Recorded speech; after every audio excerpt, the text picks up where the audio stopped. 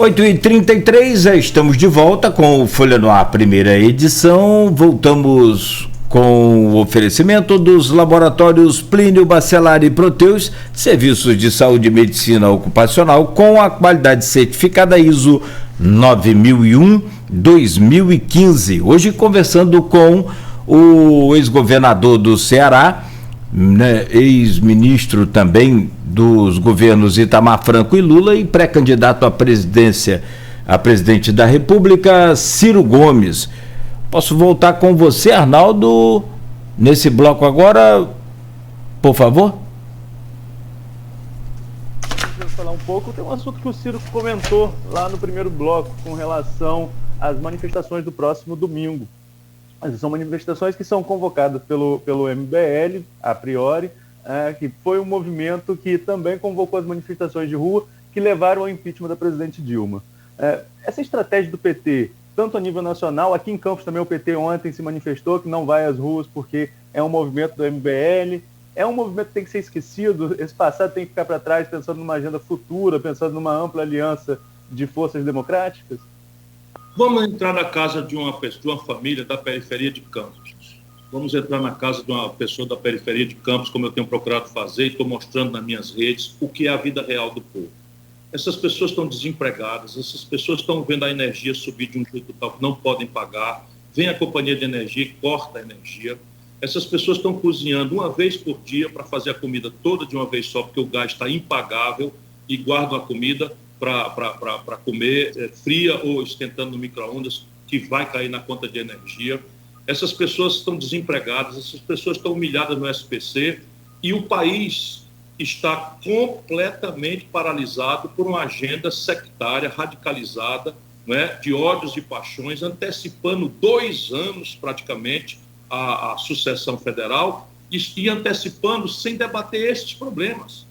O desemprego, a carestia, o jeito de consertar o preço da gasolina, o jeito de consertar a volta dos empregos, etc., etc., porque o Bolsonaro virou o chefe da baderna do caos social e econômico, e o Lula vive, né, do quanto pior, melhor. Quanto mais desastrado for o Bolsonaro, melhor acha o Lula e o PT, porque a vida inteira foram nisso, sempre fizeram uma aposta no quanto pior, melhor dos outros. Mas então, vamos ver agora, nós precisamos interromper isso. Como é que a gente interrompe isso? Não é porque o governo é ruim, é porque cometeu crime é com o impeachment. E o impeachment exige 3/5 da Câmara Federal, Arnaldo. Exige 307 deputados votando sim para que o impeachment possa começar a ser deliberado numa comissão mista, não é, que depois de votar vai para o plenário, depois vai para o Senado. O do Collor foi muito rápido. O da Dilma durou 8 agônicos meses. Não é? Então o Brasil precisa deslindar isso. Ou seja, e nós da oposição só temos 130 votos. Ô, meu irmão, raciocine. Vamos raciocinar sem paixão. Nós só temos 130 votos e temos obrigação de interromper a agonia do nosso povo, restaurando a governança do país. Porque o impeachment é a única forma da gente resolver isso, ou então nós vamos nos arrastar com esse cadáver político que é o Bolsonaro, criando caso todo dia, agravando, aprofundando os problemas até lá na frente, para o Lula ganhar a eleição na lambança, sem explicar nada, sem propor nada, sem assumir compromisso com nada nem com ninguém, e reproduzindo as mesmas velhas práticas de ladroeira, de compadrio e de demagogia, de promessa mentirosa, só que o Brasil mudou muito profundamente. O problema hoje é o mais grave da história. Então, se isso for verdade, nós da oposição temos obrigação moral com o Brasil de dialogar com a direita. E dialogar com a direita não significa concordar com ela em nada. Significa fazer um acordo na única providência que nós podemos fazer juntos hoje, que é o impeachment já, para abreviar a agonia e o sofrimento da nação brasileira e punir os crimes de responsabilidade do senhor Jair Messias Bolsonaro. Quem não entender isso não está a serviço do Brasil, está a serviço do seu ego. Como é o caso do Lula, eu volto a lembrar, o Lula ficou contra o Itamar, o Lula ficou contra o Tancredo, o Lula ficou contra o Plano Real. Por quê? Porque se não for ele, depois ele de novo, o Brasil que se ferre, porque ele vive disso. O Brasil tem que se desastrar para ele se oferecer como pai da pobreza, o grande amigo dos pobres, numa grande mentira. Uma grande mentira que outra ocasião a gente explica por quê. O Lula manipulou a taxa de câmbio, criou uma onda de consumismo e quebrou o Brasil. Veja, quem quebrou o Brasil não foi o Bolsonaro, foi a Dilma. Caiu 7% o PIB brasileiro. Nunca houve isso na história do país em 2 anos. A Dilma botou o Levi, a Dilma botou, percebe? A direita não pode confraternizar com a direita. Cara, o Lula estava agarrado agora, essa semana passada, com o Renan Calheiros, agarrado com o Eunício Oliveira. Se fosse sincero, o PSB, nossos companheiros, votaram no impeachment da Dilma. O Renan presidiu o Senado, que fez o impeachment da Dilma, fez discurso. O Eunício Oliveira, que presidiu o Senado, votou o impeachment da Dilma e fez discurso. Eu lutei muito contra o impeachment da Dilma, e o Ceará foi o único lugar do Brasil que deu 2/3 dos votos contra o impeachment. Aliás, o PSOL estava nas jornadas de rua do ano daquele esquisitíssimo 2013 lá. O Vem Pra Rua, o MBL, o PSOL estava junto, contra a Dilma.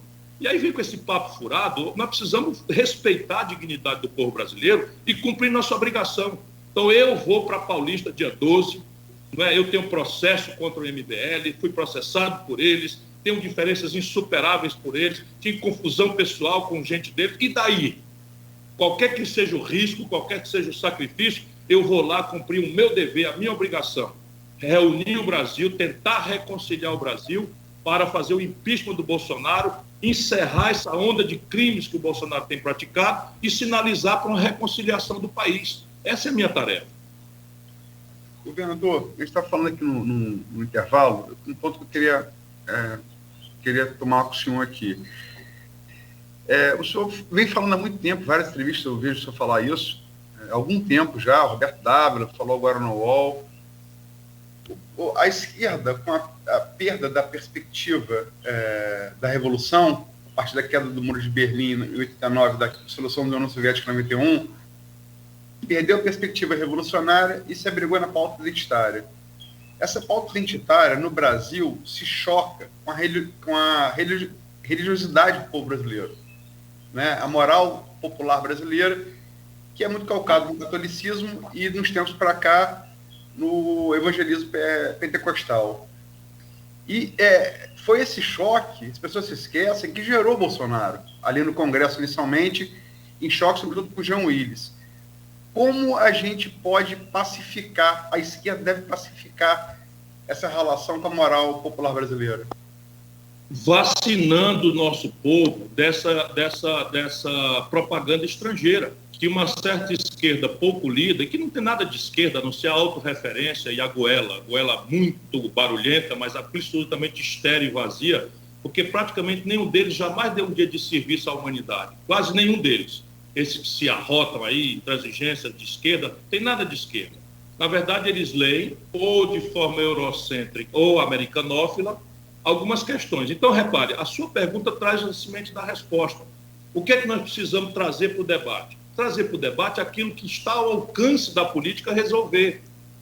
E onde nós temos um grande consenso do povo brasileiro. Vamos lá, vamos debater um modelo que resolva emprego, salário, renda, educação dos filhos, saúde para a população com decência, que o cidadão que vai ao posto de saúde seja atendido, saia com remédio, saia com exame do especialista ou um exame de uma máquina que o posto de saúde refira para uma policlínica, em que o nível médio não tenha 60% de evasão escolar e que o menino muito cedinho está ali na rua assustando os pais e a família, e ele próprio, com a ronda do gavião do narcotráfico ali oferecendo a ele uma renda fictícia que permite ele acessar esse padrão de consumo que ele deseja, mas não tem renda para isso, se sente um fracassado, e os pais se sentem fracassados.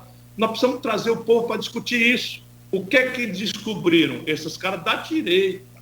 É que se nós formos discutir emprego, salário, educação, saúde, segurança, moradia, 80% do povo vota de forma progressista. Agora, se eu faço, isso é guerra híbrida, se eu faço o inverso, eu troco na cabeça do pobre desempregado de Campos, que entra no ônibus, pula a catraca porque não tem para pagar passagem, e o trocador entende, porque ele está indo a procurar um emprego, e 6 milhões voltam para casa e desistem de procurar emprego, e 58 mil homicídios, a pessoa não sabe se o filho ou a filha, na sexta-feira, quando sair de casa para o baile funk, vai voltar inteiro, ou se vai ser chamado para o necrotério. Essa é a vida do povo. Enquanto isso, você com bucho cheio, com plano de saúde bem pago, não sei o que, tá, a rota que é de esquerda, e dando a fazer do povo a percepção de que o povo é ignorante, de que todos os pastores que prestam um serviço inestimável, Aloysio. Eu venho da luta do povo, Ninguém me ensinou, a minha universidade não foram os bancos da extraordinária escola pública que eu tive, foi a favela, foi a praça, sabe? Eu encontro mães dizendo que o pastor emprestou o dinheirinho para ela pagar o traficante que ia matar o filho.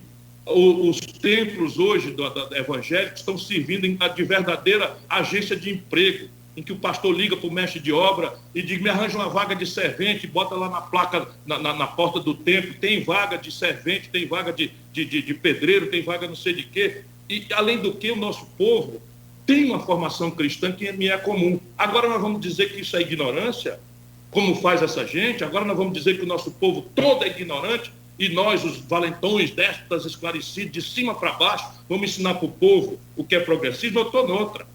É o que eu estou lhe dizendo. No Rio de Janeiro existiria o Sérgio Cabral e tudo o que aconteceu se não fosse o apoio entusiástico do Lula, que aliás também apoiou o Crivella.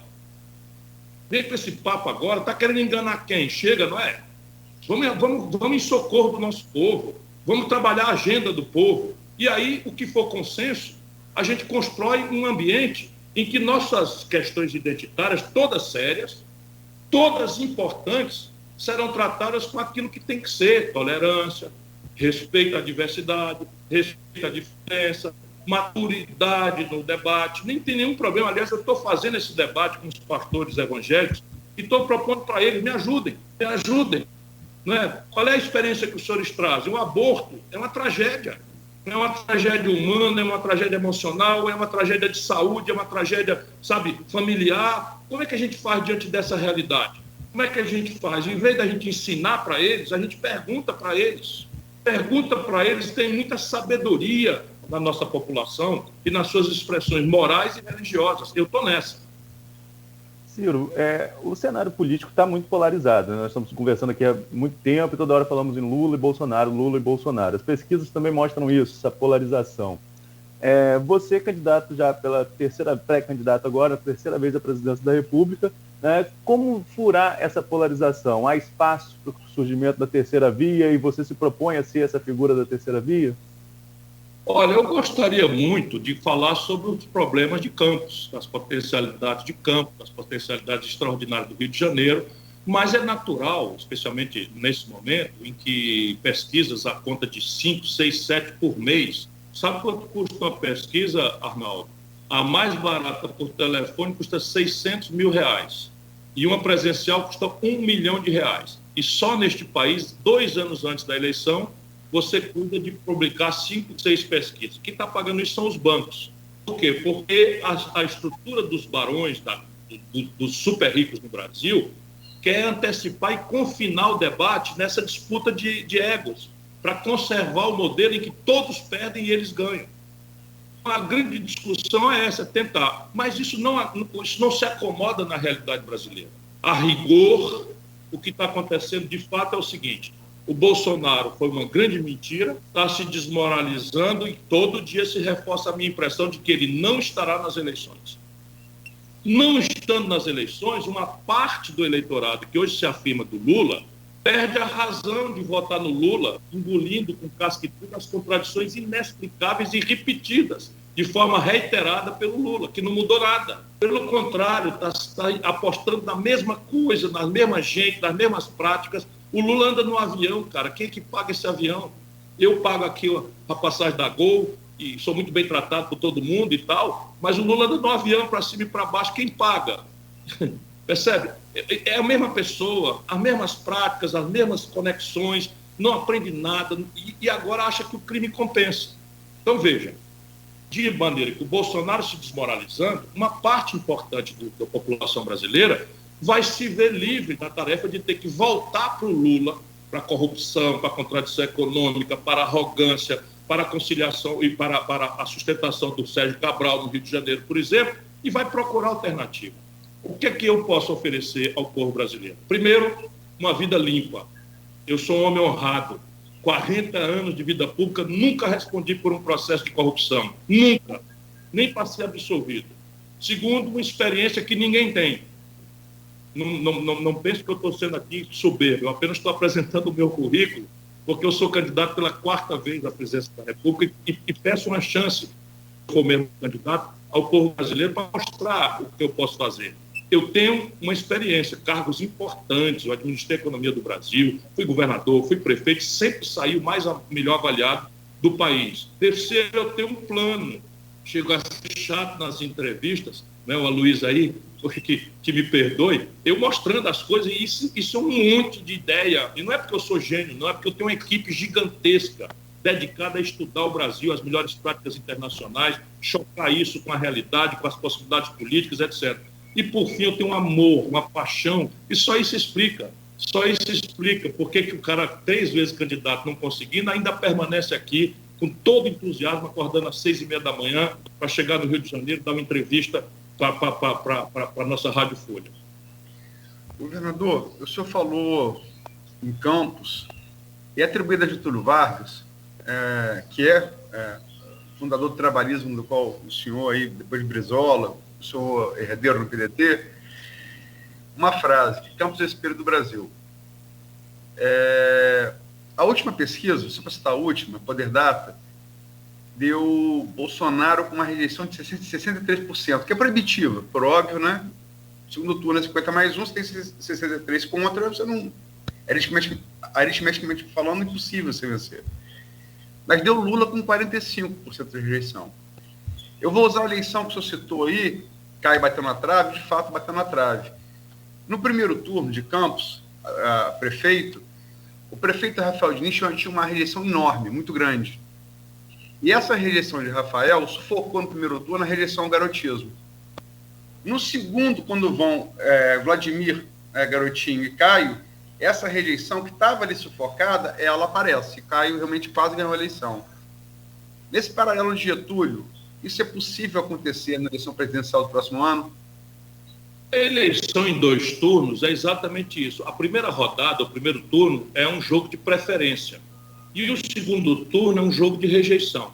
Então, o que é que o Lula está tentando fazer? Está tentando abreviar o resultado da eleição, porque ele tem uma preferência boa na partida, mas no segundo turno ele só ganha do Bolsonaro, por conta da rejeição. Daí para diante, se aparece uma novidade consistente, não é, com boa raiz no país, ele perde a eleição. Porque o Lula, tudo que ele oferece é uma volta ao passado. Um passado que tem virtudes, mas que ele quer esquecer a contradição profunda que produziu o Bolsonaro. Eu faço uma pergunta humilde de novo a quem está nos ouvindo na nossa Rádio Folha.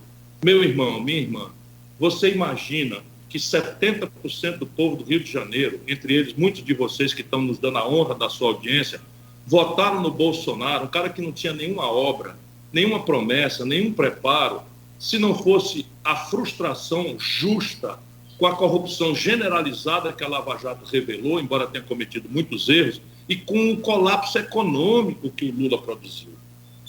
As pessoas vão lembrar disso, tudo isso vai ser trazido para a campanha. O Lula está fazendo isso. Então ele quer que todo mundo se lembre da primeira fase dele e que ninguém lembre que ele impôs a Dilma e o Michel Temer, que ele se acertou com o Renan Calheiros e com o Eunício Oliveira, que ele se acertou com o Roberto Jefferson, que ele se acertou com o Ademar Neto, que está por trás do apoio sistemático ao Sérgio Cabral, ao Crivella, no Rio de Janeiro, e quer que nós esqueçamos tudo isso para nos lembrarmos de uma mentira, de que ele foi um presidente maravilhoso, etc. Foi um bom presidente, eu não tenho a menor dúvida, mas ele fez o quê? Ele queimou as reservas do país e deixou um buraco para Dilma pagar, e a Dilma quebrou o país e produziu-se o Bolsonaro. Essa é a grande questão. Agora, para se livrar do Bolsonaro, o Brasil vai esquecer tudo isso e voltar para o Lula? Eu tenho muita certeza de que isso não vai acontecer. Governador, qual é o caminho? A Arnaldo perguntou, mas eu queria reforçar isso. Qual é o caminho? O senhor já falou que acredita que o Bolsonaro não vai ser candidato. É uma projeção, mas não é a realidade de hoje. Vamos colocar os dois como candidatos, Lula e Bolsonaro. Qual é o caminho para a terceira via Porque é aquela coisa, Lula tem 40%, Bolsonaro tem 25%, sobra 35%. Mas aí fragmenta isso. A gente falou aqui no intervalo que, eu perguntei isso ao prefeito do Rio, Eduardo Paes, que ele era a noiva preferida da eleição governador. O senhor está usando a metáfora bolsonarista, meio que namorando com Mandetta. Qual é o caminho para essa terceira via chegar lá? Aloysio, primeiro, não aceitar a ideia preguiçosa que a grande mídia de São Paulo, especialmente, criou de reduzir o fenômeno político brasileiro à terceira via. Que diabo é isso? Nós não estamos discutindo uma terceira via. Nós estamos discutindo um modelo econômico que é o mesmo e um modelo de governança política que é o mesmo e, evidentemente, as pessoas são diferentes. Lula é uma pessoa infinitamente diferente do Bolsonaro. Eu tenho clareza disso, não misturo as coisas. Mas se a gente sair do Chico e do Manel, que não é o debate, o modelo econômico e o modelo de governança política, eu já tentei mostrar, são rigorosamente os mesmos. Então, na verdade, nós estamos tratando aqui de uma alternativa de modelo de desenvolvimento. Então, você tem duas tarefas para fazer aí. Primeiro, apostar na mudança do método do debate. Ao invés de um jogo de personalidade, Chico, Manel, Maria, paixão, exódios, você colocar ideias. E essa questão não é simples, é porque o que tem que fazer do Brasil, eu resumi para vocês, exige uma coesão política, um diálogo político muito amplo. E se você for para uma eleição, não deixa que eu chuto, você mente, você aprofunda o país numa crise, que é essa que está aí. Qual é a frustração do povo com o Bolsonaro? Foi a simplificação da promessa. Esculhambou a corrupção, esculhambou a politicagem, esculhambou não sei o quê, porque esse era o sentimento da data. Isso foi orientado por marqueteiros estrangeiros e tal, vai lá e ganhou a eleição. Um vazio monstruoso, uma incompetência sofrida, e começa a crise sobre crise. Está aí o Brasil afundado na pior crise da sua história, e o presidente é o chefe da baderna e o líder do caos econômico e social que o país está vivendo. Acredite, se a gente continuar repetindo as mesmas pessoas, as mesmas práticas, os mesmos vícios, vai dar no mesmo resultado, só que o buraco agora é muito mais embaixo. Milhões de desempregados, o desespero, a fome, atinge 19 milhões de lares, fome aberta. 120 milhões de famílias estão comendo precariamente no Brasil, ou seja, comendo menos do que o mínimo necessário para a saúde das pessoas, entre elas crianças. Não é possível que a gente não ponha isso em perspectiva, em debate, no país que tem a maior produção de alimentos do mundo, o preço dos alimentos está explodindo, inviabilizando o orçamento doméstico do nosso povo. Isso é a realidade que nós precisamos colocar em perspectiva e em debate. Essa é a primeira questão. A segunda é paciência, calma. Nunca antes, vou repetir aqui as coisas que o Lula diz, nunca antes na história desse país, pesquisa feita há 15 meses das eleições acertou nada. Ô, irmão querido, quem é que dava um centavo furado pela possibilidade de vitória do Bolsonaro em 18? Eu sou do ramo, eu era candidato, sabe? Nós todos desconsideramos, menosprezamos a possibilidade do Bolsonaro ganhar a eleição.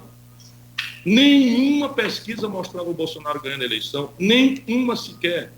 Aí a mentira do PT que o Lula ganharia a eleição, certamente o PT seria a força derrotada. Só quem ganharia do Bolsonaro, vai no Google, irmão querido. Vá no Google, irmã querida. Quem ganharia do Bolsonaro era eu.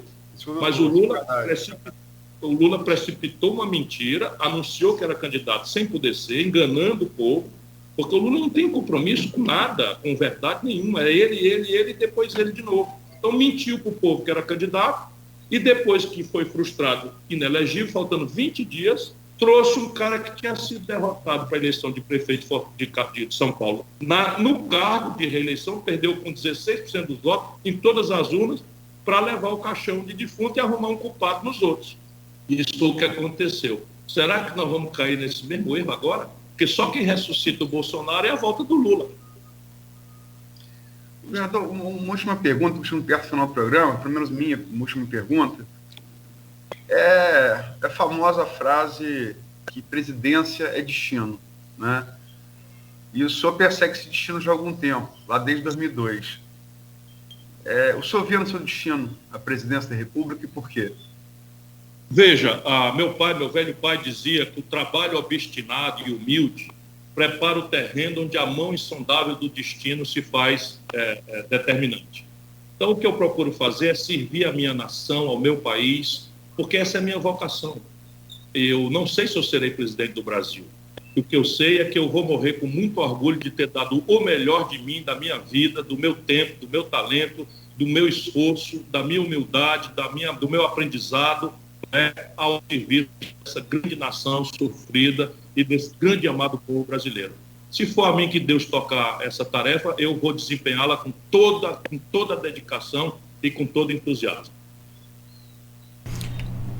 Essa semana, da minha parte aqui para fechar também, essa semana o senhor declarou que... Oi. Perdão, eu posso só pedir, porque como vocês me deram a oportunidade de discutir muitos assuntos mais complexos, está surgindo aqui nas minhas redes muitas perguntas, e eu não quero ocupar vocês, então se eu puder dar minhas redes sociais, onde as pessoas podem entrar, você me permite? Sim, claro, então, daqui a pouco eu vou perguntar também sobre a live do Cirão, é o momento do jabá. No Facebook, no YouTube, vai lá, meu irmão, lá tem muita resposta, você pode interagir conosco, é Ciro Gomes Oficial. Né? E no Twitter e Instagram é @Ciro Gomes. Não, eu ia perguntar depois no final, o momento aqui do jabá, para falar da live do Cirão, o Ciro Games, que o senhor lançou também aí, para o senhor comentar sobre isso também. Bom, toda terça-feira eu vou abrir esse debate. E Ciro Games foi uma ideia espetacular, um trocadilho, porque eu sou Ciro Gomes, então Ciro Games foi um trocadilho que o pessoal do Flow Podcast bom. E eu tenho que fazer o crédito. E aí eu adotei isso, vai ser o nome desse espaço que toda terça-feira, às 19h30, nas minhas redes, eu vou fazer para apresentar um convidado, analisar os fatos da semana e responder questionamentos, perguntas, porque eu faço uma aposta na inteligência do povo brasileiro. Eu vi lá a entrevista do senhor no Flow, meus filhos, né, acompanham. 4 horas e 40 5 horas de conversa, é muito bom. Aqui, mas só para fechar aqui da minha parte, também já são 8h59, Vicente está apertando aqui. O senhor relacionou aí alguns partidos essa semana e eu, ouvindo aqui as colocações do senhor quanto ao Lula, a gente chega a uma conclusão que me parece que meio que não há muito mais caminho para que vocês dois possam seguir juntos numa eventual, né, disputa aí ainda no primeiro turno, ou quem sabe até no segundo turno. Dá para relacionar esses partidos e de fato o senhor já perdeu qualquer esperança de conversar com Lula? A questão não é esperança, eu considero que o Lula virou parte do problema. Eu acredito, assim, firmemente, em respeito ao povo brasileiro, que 70% do povo de São Paulo, do Rio de Janeiro, de Minas Gerais, do sul do Brasil, do Rio Grande do Sul, do norte do país, né, e do centro-oeste do país, 70% em números redondos, votaram no Bolsonaro. Não é possível chamar o nosso povo de gado, não é possível reduzir o nosso povo a um punhado de fascistas. Sabe, o nosso povo votou nessa proporção porque sentiu na pele a contradição grave, né, da economia que foi por vinagre nas mãos do Lula, e em cima disso de uma notícia generalizada de corrupção levada pelo Lula ao centro do modelo de poder no Brasil. Então eu não tenho nenhum prazer, mas na minha análise o Lula é parte central do problema. Ele devia compreender isso, se ele tivesse um mínimo de compromisso aos 78 anos de idade, o presidente que já teve tantas oportunidades, respeitado o mundo afora, enfim, devia abrir passagem para um petista. Mas se você olhar, é sombra de mangueira, não nasce nada. Um partido importante como o PT virou uma organização criminosa, todos os tesoureiros presos. E aí não dá para a gente fazer de conta que o povo brasileiro é fascista, não é possível. Então é um ato meio assim de dor, mas é preciso que a gente rompa com essa bola de chumbo que representa essa amarração que o lulopetismo amarra a gente no passado. E discutir o futuro. Se for eu, sou eu, mas se não for eu, caramba, vamos achar o caminho. Vamos achar o caminho. Não é mais possível que o Brasil fique sendo destruído. O tecido econômico brasileiro está sendo destruído, o nosso povo está passando o pão que o diabo amassou.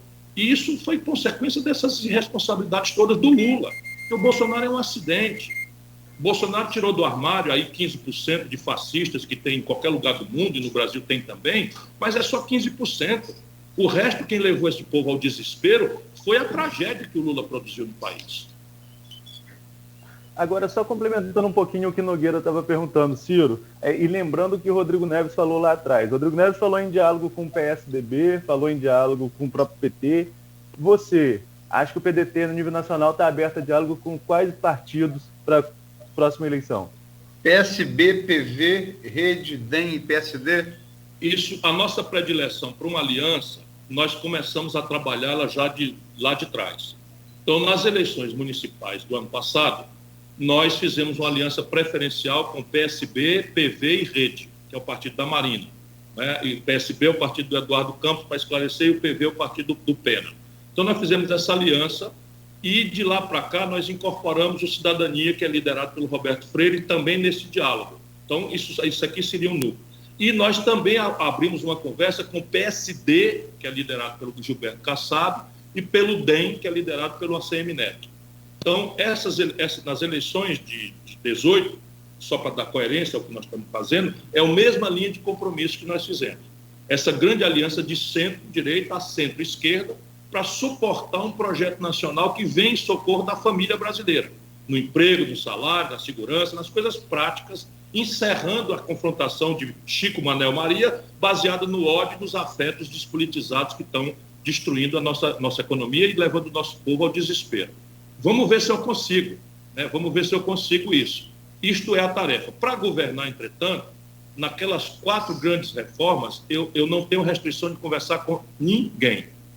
O Brasil não cabe no gueto de uma pequena esquerda. O Brasil precisa se reconciliar e celebrarmos juntos um novo projeto nacional de desenvolvimento, um novo modelo econômico, comprometido com a produção, comprometido com o trabalho, encerrando a crônica de especulação financeira e atacando o coração dos nossos problemas, que é a miséria de massa, a concentração de renda, o racismo estrutural, a discriminação das mulheres. Governador, quero agradecer ao senhor aqui em nome de toda a equipe do Grupo Folha da Manhã de Comunicação, dizer que é uma honra poder recebê-lo aqui e que sempre será, né, bem-vindo aqui a este programa. Espero em breve, quem sabe, né, numa nova oportunidade, mas será sempre bem-vindo. Muito obrigado pela entrevista, muito obrigado, né, pela longa entrevista, né, digamos assim, e espero que o senhor tenha também gostado. Tenha um bom dia, uma boa sexta, um bom final de semana e sucesso aí na sua carreira. Muito obrigado, Cláudio, obrigado, Luiz, obrigado, especialmente muito obrigado pela alta qualidade com que vocês me questionaram. Faço um afetuoso abraço, agradecido aos que nos acompanharam aí, especialmente a família pobre de Campos dos Goytacazes, do Norte Fluminense, de todo o mundo, né, onde chega o potente sinal da nossa Folha FM. Muito obrigado a vocês pela oportunidade. Aloysio. Agradecer ao governador, acho que a entrevista é bastante didática, abordamos vários problemas nacionais, falamos um pouco de Campos do Rio também. Governador, obrigado e sucesso na caminhada. Arnaldo. Eu vou também agradecer ao Ciro e desejar sucesso na sua caminhada. Muito obrigado a todos. Se não tiverem compromisso, presta atenção aí nessa alternativa. Tá bom, governador. Grande abraço. Fica com Deus aí. Tudo de bom. Bom, são 9h06. Nós conversamos ao vivo, então, com o ex-governador do Ceará, Ciro Gomes. Como o Luiz já disse, né, altamente didática e eu acrescento extremamente produtiva, né, Luiz? O Ciro pode ser acusado de tudo, né? Menos de não ser um profundo conhecedor dos problemas brasileiros. Eu acho que talvez seja a grande distinção positiva dele aos demais candidatos, inclusive o próprio Lula, que tem uma compreensão muito genial. Lula é genial, essa minha compreensão instintiva que ele tem, né, nos anos do sindicalismo, mas assim, com profundidade de estudo da realidade, de discussão. Eu acho que, sem sombra de dúvida, Ciro, gosto ou não dele, mas é uma pessoa que tem conhecimento profundo da realidade brasileira. Eu, Arnaldo, você estamos estudando aqui a pauta aqui, acho que desde ontem, e o nosso conhecimento talvez não roço dele, é difícil. Política, economia, é um ponto que sociologia do país, religiosidade, um ponto que ele não domina com profundidade, né? Acho que foi uma entrevista muito rica. E ele sabe muito bem colocar aonde ele está nessa questão toda que você falou e sabe onde está geograficamente. Ele conhece esse país também. Você viu ele falando, cai batendo na trave. A pergunta antes da pergunta de Arnaldo. E você não tinha falado nada de Campos? Não, Arnaldo que ficou colocar. Mas antes ele falou. Ele conhece, né? Ele sabe onde está. Ele sabe do grande e do pequeno, né? E a questão dos royalties também, né? Que é o grande problema do Estado do Rio, levantar essa bola, né? Assim, que tem conhecimento da questão, tanto aqui do Norte Fluminense quanto do Estado do Rio. Falou especificamente, O Caio bateu na trave é coisa de jornalista político de campo. Justo. E é isso mesmo, Caio bateu na trave. Mas nós que falarmos isso é uma coisa. E ele sabe isso de Campos, não combinar, ele deve saber de todos os municípios médios brasileiros. Sim. Né? Como Campos. E aí você vê a extensão do conhecimento que o cara tem do país, né? E é preciso muito. Eu acho que isso não se vale aqui como nenhum louro aí para acrescentar em sua campanha, pré-campanha, não é nada disso. Não, pelo contrário. Exatamente uma avaliação que a gente sempre faz quando a gente conversa, assim como fizemos com a Marina também, né, comentamos sobre cada colocação e posicionamento dela, que aliás, inclusive, estará amanhã também no jornal Folha da Manhã, né, o Arnaldo e Aloysio? Toda essa repercussão dessa entrevista e a cópia dessa entrevista também, né? Um apanhado sobre toda essa entrevista aqui. É um resumo. É um resumo, né? A entrevista toda. Porque 2 horas vai dar o livro, né? E aí eu desejo aquele bom descanso para você e depois eu chutar minha canela aqui. Mas eu e o Arnaldo temos nossa vingadora, como você deseja bom descanso. Gente, eu só queria fazer um registro aqui que eu queria ter feito no primeiro bloco, que eu acho importante para a nossa região, que é essa questão da NTT ter liberado aí para a autopista fazer uma nova licitação para o uso da BR-101. Eu acho que é um desrespeito com nós que somos contribuintes, né? Que vemos que a licitação aconteceu durante esse período todo, as obras não foram entregues, tem obras prometidas, inclusive, no perímetro urbano de Campos, e agora a autopista vai sair e outra empresa vai ter que entrar aí numa licitação. Acho que é um desrespeito com todos nós, utilizamos a BR-101, sobretudo com pessoas que utilizam todo dia, pagam esse pedágio, pessoas que já sofreram graves acidentes, esperavam essa duplicação toda da BR, a estrada do contorno, que é extremamente importante, mas tudo isso vai ficar para trás e uma nova licitação vai ser feita. Eu concordo integralmente, Arnaldo. Vi hoje de manhã, mas aí eu estava meio atrasado para entrar no programa e aí o tempo muito corrido. E vou além. Eu acho que o erro começa no governo Lula, quando foi feito o contrato de concessão e que não colocou no contrato o redesenho da pista, sobretudo no trecho Serrinha, que não é convidado para ninguém, onde mais morre gente nesse trecho, Campos Rio. O trabalho ele é muito sinuoso, ele vai acompanhando os morros do Imbé. Uhum. Quando o correto era você abrir uma linha reta, você tornar ele mais retilíneo, né? Eu acho que o erro está lá atrás e ele vem tombando e agora não é aquela coisa, né? A noiva largada no altar. Usamos aí a noiva para dar paz. A sensação que nós temos, enquanto cidade e região, a noiva largada no altar. Tenho a impressão que ficou a parte pior, né, Arnaldo e Aloysio, para que seja feita também. Eu tenho essa impressão. E eu me lembro, não sei se vocês se recordam, aquelas manifestações no início dos anos 2000, fechava-se a BR porque era terrível. Dificilmente passávamos aí uma semana sem uma tragédia nesse trecho que você citou muito bem, Aloysio, que é a Serrinha, que é Ibitioca. Ibitioca é aquela curva ali também até hoje, né? E eu me lembro que um discurso na época, eu acho que, agora eu não sei se ele era prefeito ou tinha saído, do Betinho da Waire, em cima de um trio elétrico em frente ao Shopping Estrada. Eu estava lá fazendo a cobertura pela Continental e ele falou, eu me lembro daquilo, teve gente que riu, mas eu não ri porque a gente já perdeu parente ali, eu já perdi parente na BR, Campos já perdeu várias pessoas, e o Betinho falou um termo, não falou brincando, falou sério, que alguém soltou uma cobra daqui para o Rio e foi asfaltando o rastro da cobra. Esse é o desenho da BR-101 como era. E esse trecho aí, que tem essa cobra realmente que você falou aí, circulando, contornando aí o Imbé, né, é de fato mais perigoso e está aí agora para a gente continuar pagando caro e colocando nossa vida em risco. Lamentável. Bom, se vocês não tiverem mais nada aí a acrescentar, são 9h13.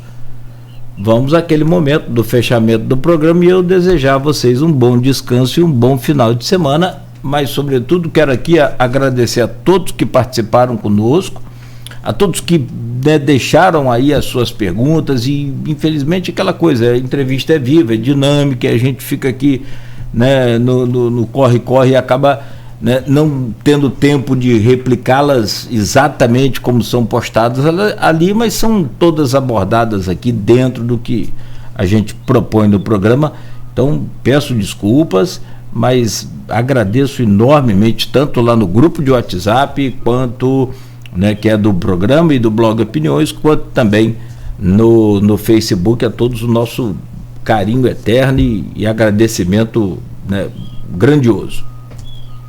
Então, desculpa. Depois não, Luiz, eu ia te pedir aí para fazer o fechamento também e agradecer a você, né, por essa semana extremamente produtiva. Agradecer demais aí a você, Cláudio Nogueira, ao Arnaldo Lento, a Luiz Barbosa, o bom, não, eu sou ruim, né? Ele era o bom. Dizia que jornalismo é sempre trabalho coletivo, ou então é nada. Né?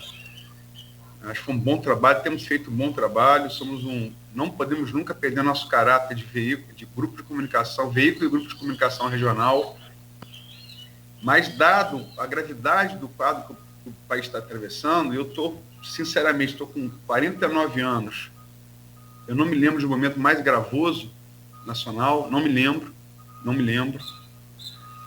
Eu acho que é fundamental a gente estar discutindo também as questões nacionais com nomes que são protagonistas desse quadro nacional, né? Eu acho que Ciro é um deles, Marina é um deles, Eduardo Paes, embora seja prefeito do Rio, é um deles, trouxemos aqui,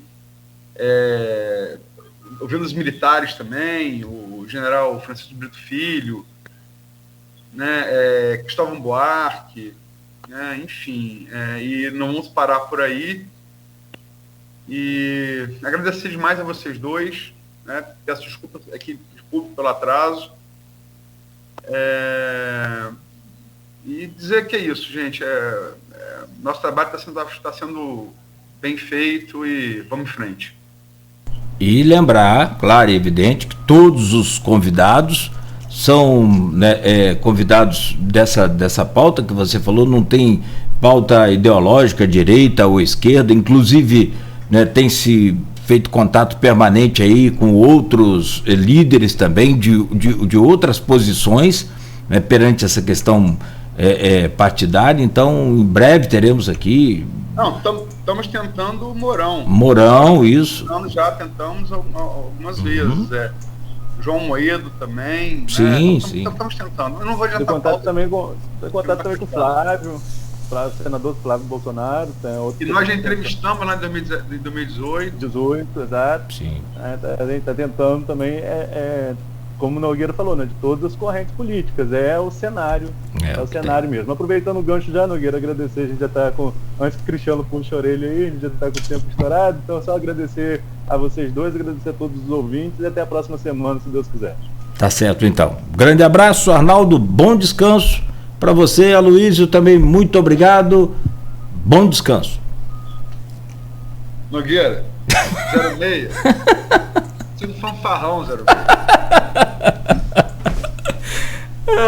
Meu pai, olha, que fiquem com Deus, bom trabalho aí. Amanhã bem cedo teremos o jornal Folha da Manhã já bem cedinho nas bancas e nas casas dos assinantes também.